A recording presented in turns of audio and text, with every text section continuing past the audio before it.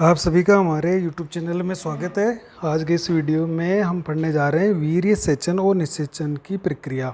तो बहुत ही महत्वपूर्ण टॉपिक है अपने तीसरे चैप्टर का। तो चलते हैं, शुरू करते हैं अपने वीडियो को। वीर्य सेचन और निषेचन। तो वीर्य सेचन को हम कहते हैं इंसेमिनेशन और निषेचन को अपन कहेंगे फर्टिलाइजेशन। तो होता क्या है कि ड्यूरिंग द सेक्सुअल इंटरकोर्स यानी मैथुन क्रिया के समय नर द्वारा, ये जैसे ये गर्भाशय है, ये अपन इधर एक अंडवाहिनी बना देते हैं और इधर एक अंडाशय बना देते हैं। तो होता क्या है कि मैथुन क्रिया के दौरान नर के द्वारा सेचन के माध्यम से करोड़ों की संख्या में शुक्राणु मादा की योनि में छोड़े जाते हैं। जैसे ये बहुत सारे शुक्राणु छोड़ दिए गए हैं। अब ये शुक्राणु क्या होते हैं, गर्भाशय की जो ये ये जो शुक्राणु होते हैं ये गर्भाशय गिर्भाशय होते हुए गर्भाशय के अंदर प्रवेश कर जाते हैं। गर्भाशय के अंदर तरल माध्यम होता है। इस तरल माध्यम में ये तरंगीय गति करते हुए, तरंगीय गति क्योंकि इसके ये पूंछ युक्त एक चल संरचना है, तो ये तरंगीय गति करते हुए ये शुक्राणु जो सबसे ज़्यादा शक्तिशाली और तेज़ गति से गति करते हुए ये अंडाणु तक पहुंचने का काम करेंगे। तो मादा के योनि में सेचन द्वारा वीर्य या सीमन को छोड़ना ही ये वीर्य सेचन कहलाता है। अब होता है कि ये शुक्राणु है, ये निषेचन के लिए अंडाणु की ओर पहुंचने का प्रयास करेंगे। तो इधर जैसे ये अंडाशय, इसमें मेस्टोसाइकिल के दौरान 14वें दिन अंडोत्सर्ग हुआ और ये जो अंडाणु है वो फिम्बरी के द्वारा अंडवाहिनी के अंदर आ गया। अंडवाहिनी के अंदर रोमावी उपकला ऊतक होते हैं जो इस अंडाणु को गर्भाशय की तरफ धकेलते रहते हैं धीरे धीरे। तो ये इधर अंडाणु आ रहा है, इधर से शुक्राणु आ रहे हैं। तो निषेचन की प्रक्रिया के लिए शुक्राणु और अंडाणु का आपस में संपर्क में आना बहुत ज़रूरी है। तो बहुत सारे करोड़ों की संख्या में शुक्राणु छोड़े जाते हैं और इनमें से अधिकांश शुक्राणु वो बीच रास्ते में नष्ट हो जाते हैं, कुछ कमज़ोर होते हैं, कुछ ही शुक्राणु है वो अंडे तक पहुंच पाते हैं। तो इधर ये शुक्राणु होते हैं वो गर्भाशय से होते हुए फिर अंडवाहिनी में प्रवेश कर जाते हैं। फिर अंडवाहिनी के अंदर ये गति करते हुए ये जो यहाँ पर एक जॉइंट है, ये जो एक संकीर्ण पथ कहलाता है, इसको हमने जब इस अंडवाहिनी को पढ़ा तो हमने इसको इस्तमस कहा था। और ये जो चौड़ा भाग है इसको हमने तुम्बिका या एम्पुला कहा था। और बाकी का ये जो कीपनोमा जिसको कीप के इनफंडिबुलम कहा था। तो इधर से शुक्राणु इस एम्पुला में जाते हैं। इस्तमस और एम्पुला जहाँ से जुड़ते हैं इस मोड़ के अंदर या जहाँ इस जॉइंट या संधि स्थल पर पहुँच गए। और इधर से अंडाणु है वो गति कर सीलिया के द्वारा जो रोमावी उपकला ऊतक है वो इस अंडाणु को खिसकाते रहते हैं। हालांकि अंडाणु खुद गति नहीं करता है, तो ये इसको खिसकाते रहते हैं और इधर से शुक्राणु गति करता हुआ आता है और दोनों का यहाँ पर मिलन होता है। तो मिलन होने के पश्चात फिर निषेचन की क्रिया संपन्न होती है। तो इन दोनों का मिलन होता है। अब ये जो दोनों का जो मिलन है ये एक अकस्मात घटना होती है, एक यादृच्छिक रैंडम प्रोसेस है। इसमें यह भी होता है कि जो इसके ठीक सामने आता है या फर्स्ट बार जो इसे शुक्राणु टकराता है वो इसको निषेचन करता है। एक अंडाणु को एक ही शुक्राणु निषेचन कर पाएगा, दूसरा शुक्राणु इसके अंदर प्रवेश नहीं कर पाएगा। अगर प्रवेश कर गया तो वो नष्ट हो जाएगा। यानी जो निषेचन की प्रक्रिया है वो केवल एक शुक्राणु के केंद्रक और एक अंडाणु के केंद्रक में होने वाली है। अब आगे इस निषेचन में क्या होता है, तो देखिए हम एक अंडाणु की संरचना देखते हैं। इधर ये जो अंडाणु है इसके अंदर 23 गुणसूत्र होते हैं यानी अगुणित गुणसूत्र होते हैं। इसके बाहर की तरफ जैसे ये है, ये इसकी कोशिका झिल्ली और ये इसके बाहर की तरफ एक पारदर्शी आवरण होता है जिसको हमने जोना पेलुसिडा कहा था। ये है जोना पेलुसिडा। ये एक ग्लाइकोप्रोटीन का बिल्कुल पारदर्शी आवरण होता है और इसको प्राथमिक अंडावरण भी अपन कहते हैं। इसे जोना पेलुसिडा के बाहर पुट्टक कोशिकाओं का आवरण होता है। ये पुट्टक कोशिकाएं आपस में चिपकी हुई रहती है एक अम्ल के द्वारा ही। ये पुट्टक कोशिकाओं का आवरण है इस तरह से, ये सबसे बाहर की तरफ होता है इसके। तो सबसे पहले तो होता क्या है कि ये हो गया कोरोना रेडिएटा, इसको हम कहेंगे कोरोना रेडिएटा। तो दो आवरण हो गए। ये इस अंडाणु के जो इसके बाहर की तरफ है वो तो कोरोना रेडिएटा का आवरण है और इसके अंदर जो पारदर्शी आवरण है वो जोना पेलुसिडा है। तो इन दोनों आवरणों को गलाने के लिए यानी इनको गलाए बिना शुक्राणु इसके अंदर प्रवेश नहीं कर सकता। तो देखिए शुक्राणु इसको दोनों को हटाएगा, तो वो भी अपन देखने वाले हैं। अब ये एक चीज़ और है कि जैसे एक शुक्राणु आता है, वो शुक्राणु को कैसे पता चलता है कि ये मेरी ही जाति का अंडाणु है। तो ये एक निश्चित बात है कि जैसे मनुष्य का शुक्राणु मनुष्य के अंडाणु को ही निषेचित कर पाएगा, किसी दूसरे जीव के अंडाणु को निषेचित नहीं कर पाएगा। तो होता क्या है, दोनों आपस में किस तरह से एक दूसरे को पहचानते हैं, या किस तरह से शुक्राणु को पता चलता है कि ये मेरी ही जाति का या मानव का अंडाणु ही है। तो अगर इस मानव के शुक्राणु को कोई दूसरे जानवर का अंडाणु दे दिया जाए तो क्या वो निषेचित कर पाएगा? तो वो निषेचित नहीं कर पाएगा। तो उसका कारण क्या है, ये जो शुक्राणु है इसके ऊपर, इसकी सतह पर कुछ विशेष प्रकार के रासायनिक अणु होते हैं जिनको हम कहते हैं एंटी फर्टिलाइजिन। इसको हम कहेंगे एंटी फर्टिलाइजिन, इसको हम कहेंगे एंटी फर्टिलाइजिन। और इस जो अंडाणु है, इस अंडाणु की सतह पर भी कुछ विशेष प्रकार के रासायनिक अणु होते हैं जिनको हम कहेंगे फर्टिलाइजिन। फर्टिलाइजिन फर्टिलाइजन होते हैं अंडाणु की सतह पर, एंटी फर्टिलाइजन होते हैं आपके शुक्राणु की सतह पर। तो ये क्या होते हैं, ये जो एंटी फर्टिलाइजन है ये अपनी जाति के फर्टिलाइजन की पहचान कर सकता है। मतलब एक ताला चाबी के सिद्धांत की तरह काम करता है। जैसे मान लीजिए एक ताला चाबी का मतलब है ये, जैसे एक ये इस तरह का ये रासायनिक अणु है शुक्राणु की सतह पर, शुक्राणु की सतह पर इस तरह का है। तो जो अंडाणु की सतह पर होगा वो इस तरह का होगा कि ये इसके अंदर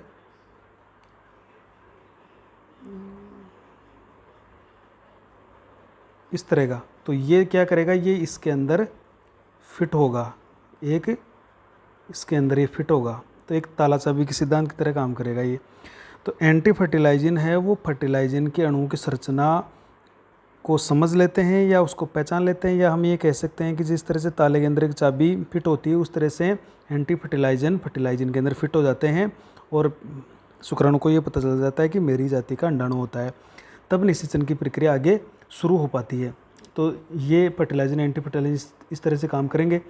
तो जब ये दोनों नज़दीक आ जाएंगे उस क्रिया को, जैसे ये शुक्राणु है इसको पता चल गया कि ये मेरी जाति का अंडाणु है, तो ये फिर इसके पास में आ जाएगा। तब इस स्थिति को अपन कहेंगे समागम। ये इसके नज़दीक आ गया। अब नेक्स्ट जो प्रक्रिया होने वाली है वो इस अंडाणु को भेदने की प्रक्रिया होगी। अब होगा क्या कि ये शुक्राणु इन दोनों जो अंडावरण है इसको भेदेगा, इसको गलाएगा, तभी इसके अंदर प्रवेश कर पाएगा। तो कोरोना रेडिएटा की जो कोशिकाएं है वो क्या होती है, एक अम्ल होता है जिसका नाम है हाइलुरोनिक अम्ल, उससे आपस में चिपकी रहती है, हाइलुरोनिक अम्ल से चिपकी रहती है। तो होता क्या है कि जैसे हमने शुक्राणु की संरचना पढ़ी थी, शुक्राणु के शीर्ष पर एक विशेष टोपिनोमा रचना होती है जिसको हमने एक्रोसोम कहा था। ये एक्रोसोम क्या करता है, कई सारे पाचक या एंजाइम बनाता है, यानी लयनकारी एंजाइम बनाएगा। अब सबसे पहले जैसे ही ये शुक्राणु सबसे पहले इस टकराएगा कोरोना रेडिएटा से, तो यहाँ से जो ये शुक्राणु का जो एक्रोसोम है ये सबसे पहले एक एंजाइम बनाएगा जिसका नाम है हाइलुरोनिडेज एंजाइम, ये बना देगा। अब ये हाइलुरोनिडेज एंजाइम क्या करेगा, किस पर काम करेगा, हाइलुरोनिक अम्ल पे। हाइलुरोनिक अम्ल पर जैसे काम करेगा, ये अम्ल है वो ख़त्म हो जाएगा, नष्ट हो जाएगा। और नष्ट हो जाएगा तो ये कोशिकाएं आपस में चिपकी हुई थी, और ये नेक्स्ट हो गया कि कोशिकाएं फिर अलग अलग हो जाएगी। यहाँ से क्या बन जाएगा, यहाँ से अलग अलग हो जाएगा, यहाँ से इस शुक्राणु को अंदर जाने के लिए एक रास्ता मिल जाएगा। तो इस तरह से कोरोना रेडिएटर तो हट गई। फिर आती है जोना पेलुसिडा। तो जोना पेलुसिडा के लिए क्या करता है, एक्रोसोम एक और एंजाइम बनाएगा जिसका नाम है एक्रोसिन।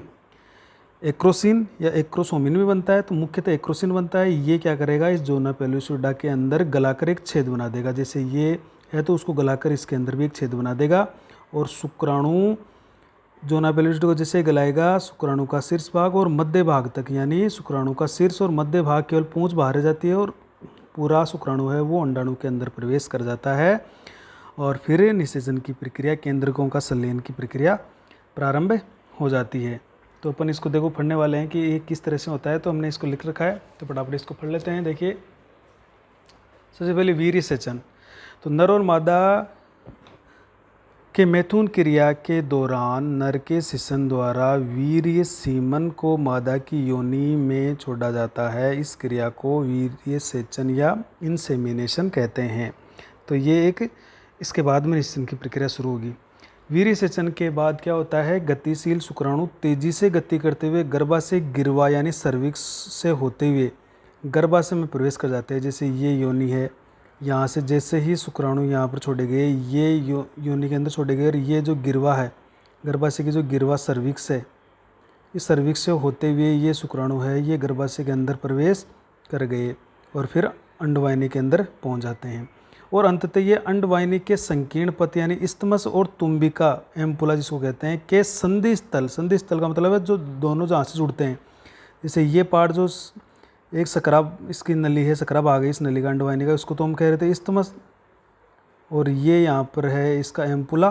तो इन दोनों के जो जॉइंट है वहाँ पर पहुँच जाते हैं और निषेचन की प्रक्रिया मुख्यतः एम्पुला में संपन्न होती है, ये भी याद रखना है, जहाँ पर शुक्राणु और अंडाणु में निषेचन की क्रिया संपन्न हो जाती है। तो निषेचन की क्रिया संपन्न हो जाएगी, शुक्राणु और अंडाणु आपस में निषेचन कर लेंगे। अब बात आती है निषेचन क्या है। तो देखिए ये शुक्राणु आ रहे हैं, शुक्राणु इधर से, ये अंडाशय से अंडाणु आ रहे हैं, तो इधर दोनों एम्पुला के अंदर अंडाणु और शुक्राणु का यहाँ पर निषेचन हो जाएगा वीर्य सेचन के बाद। अब निषेचन की प्रक्रिया क्या होती है, शुक्राणु और अंडाणु के संलयन की क्रिया को निषेचन कहते हैं। संलयन को हम सिनगेमी भी कहते हैं, मतलब जब दो युग्मक आपस में पास पास आ जाते हैं तो उनमें जो क्रिया होती है वो होती है निषेचन की क्रिया। तो शुक्राणु और अंडाणु के संलयन की क्रिया को निषेचन कहते हैं। या आप इसको ये भी कह सकते हो कि नर युग्मक व मादा युग्मक में संलयन की प्रक्रिया को निषेचन कहते हैं, क्योंकि नर युग्मक का शुक्राणु कहलाता है, मादा युग्मक अंडाणु कहलाता है। तो या तो ये लिख सकते हैं शुक्राणु और अंडाणु के संलयन की क्रिया, या नर युग्मक मादा युग्मक के संलयन की क्रिया को हम निषेचन कहते हैं। निषेचन के दौरान क्या होता है, शुक्राणु व अंडाणु के प्राकेंद्रों प्रोन्यूक्लियाई का संयोजन होता है, जिसके फलस्वरूप द्विगुणित युग्मनज बनता है। देखो बहुत महत्वपूर्ण घटना है निषेचन की, कि इसमें जो शुक्राणु और अंडाणु के जो प्राकेंद्रक होते हैं प्रोन्यूक्लियाई, प्रोन्यूक्लियाई न्यूक्लियाई क्या होते हैं, प्राकेंद्र होते हैं मुख्यतः अगुणित, क्योंकि इसमें गुणसूत्र 23 होते हैं। तो 23 गुणसूत्र वाला शुक्राणु का केंद्रक और 23 गुणसूत्र वाला अंडाणु का केंद्रक, जब ये आपस में संयोजन कर लेते हैं तो द्विगुणित युग्मनज बनता है। तो प्रोन्यूक्लियाई प्राकेंद्र का मतलब हो गया जो हैप्लॉइड न्यूक्लियस है, अगुणित केंद्रक है, उनको हम प्राकेंद्र कह रहे हैं। तो जो नरयुग्मक और मादा युग्मक होते हैं उनके केंद्रकों को हम प्राकेंद्रक या प्रोन्यूक्लियस, और दोनों इनको मिलाकर हम प्रोन्यूक्लियाई भी कहते हैं, जिसके फलस्वरूप क्या होता है, द्विगुणित युग्मनज बनता है। तो ये रिजल्ट है कि निषेचन के बाद में क्या रिजल्ट निकला, तो निषेचन के बाद में रिजल्ट निकलता है कि इसमें युग्मनज बनता है, जाइकोट बनता है। जैसे नर युग्मक है, मादा युग्मक है, नर युग्मक को अपन शुक्राणु कहते हैं, मादा युग्मक को अंडाणु कहते हैं। नर शुक्राणु के अगुणित होता है क्योंकि इसमें 23 गुणसूत्र होते हैं, ये भी अगुणित होता है क्योंकि इसमें 23 गुणसूत्र होते हैं। अब निषेचन की प्रक्रिया होगी तो दोनों पास पास आएंगे, दोनों का समेकन होगा, दोनों का फ्यूजन होगा, तो युग्मनज बनेगा, जाइकोट बनेगा, ये द्विगुणित बनेगा, क्योंकि 23 + 23 = 46 गुणसूत्र हो जाते हैं। तो 23 के जो गुणसूत्र होते हैं उसको हम अगुणित कहते हैं।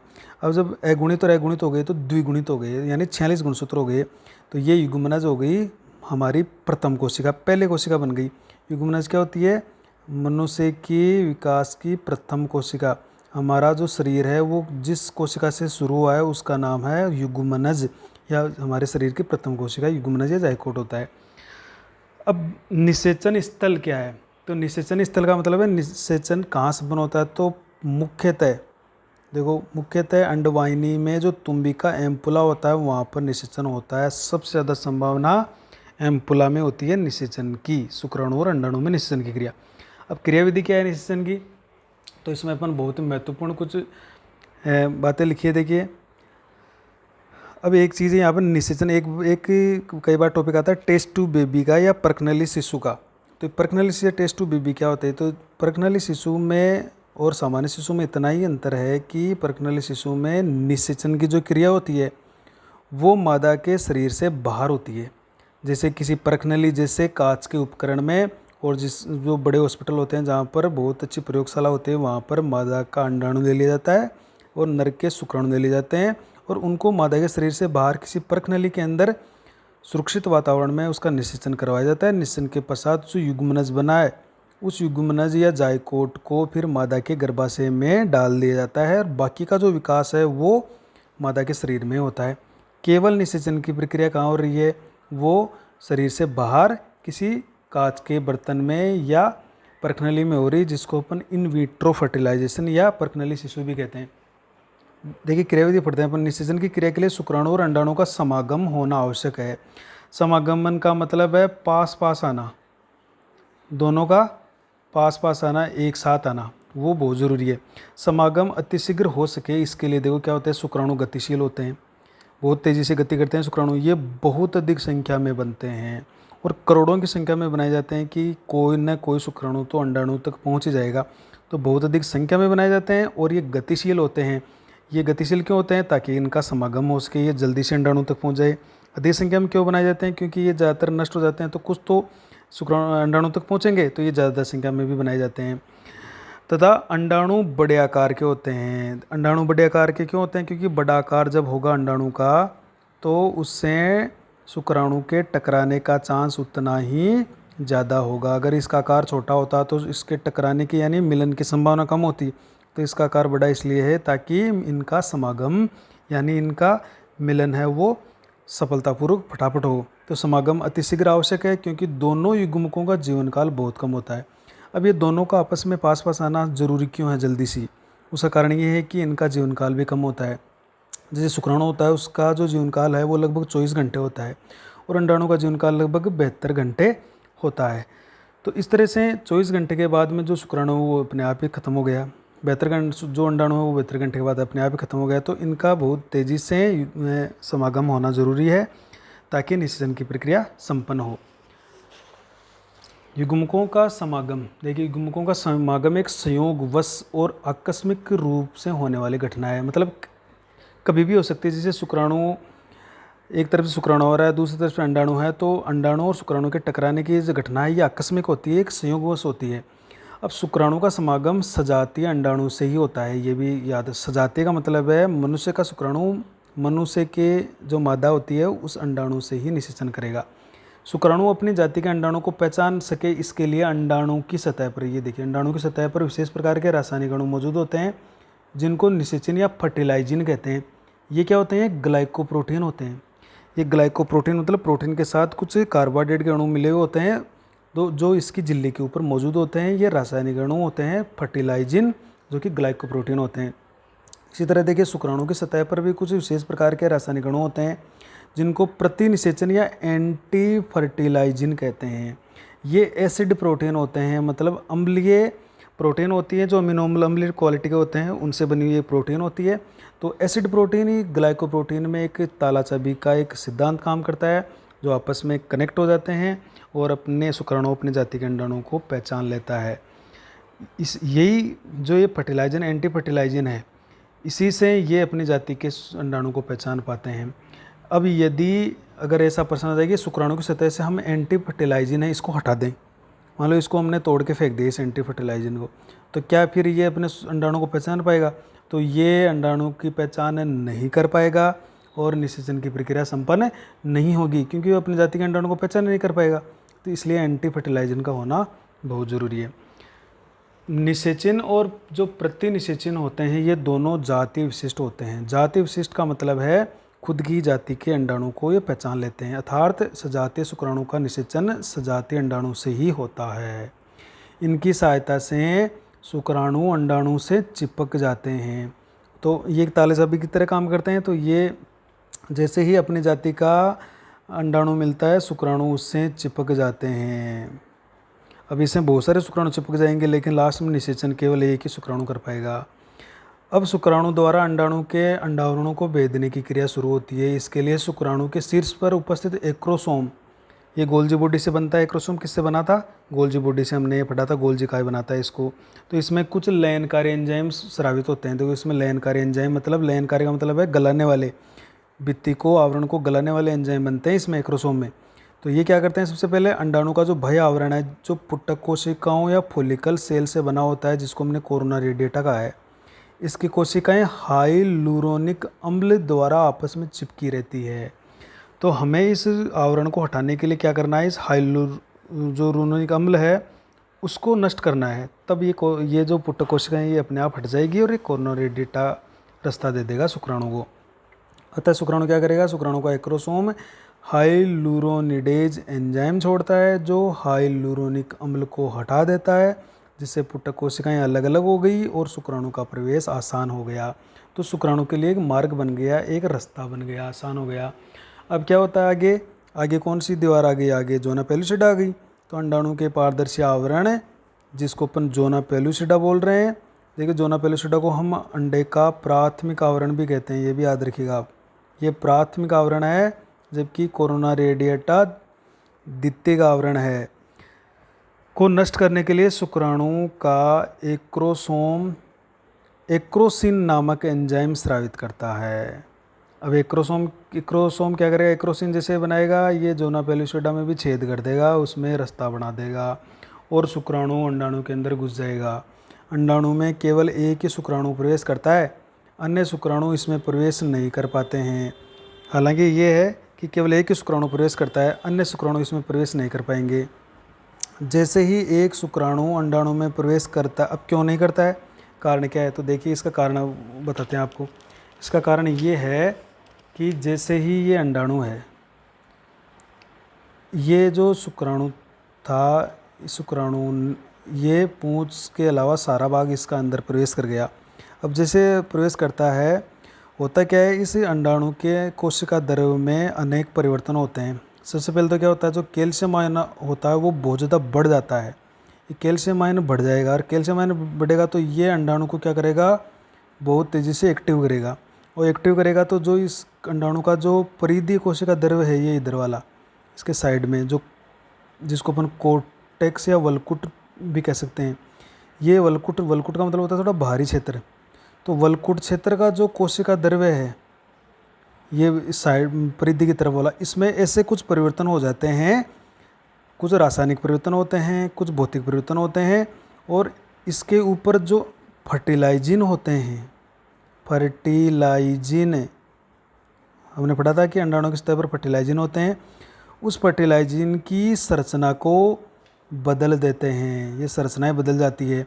तो अब मान लीजिए इसके ऊपर एक संरचना ये थी कि जैसे इसके ऊपर ये संरचना थी पहले, अब इसकी संरचना है इस तरह से हो गई, और शुक्राणु की सतह पर जो एंटी फर्टिलाइजन उसकी संरचना अलग हो गई, तो ये आपस में कनेक्ट नहीं हो पाएंगे, और कनेक्ट नहीं होंगे तो निषेचन दूसरा शुक्राणु है वो अंदर प्रवेश नहीं कर पाएगा।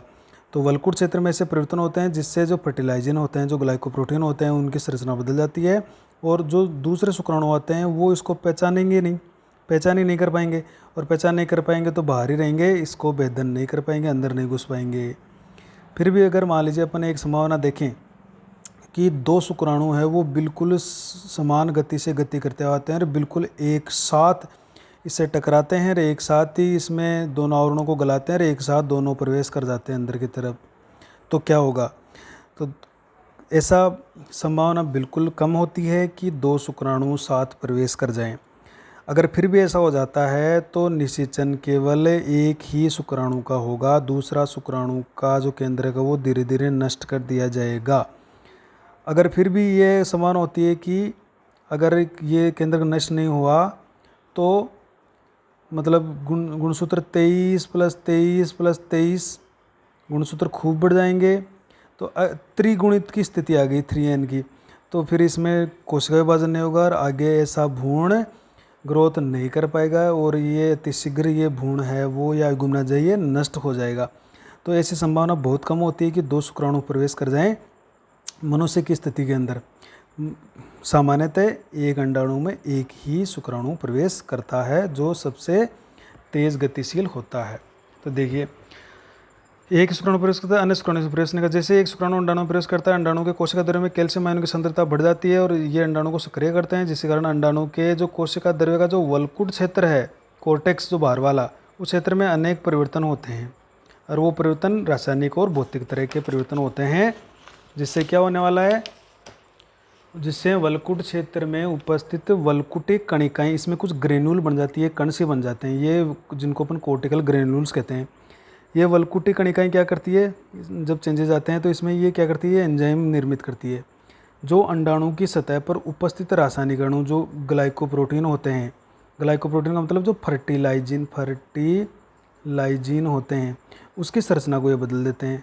अब अगर इसकी संरचनाएं बदल गई, अगर ताले में चाबी नहीं लगेगी तो ये कनेक्ट नहीं होंगे और दूसरे शुक्राणु का प्रवेश इसमें नहीं हो पाता है।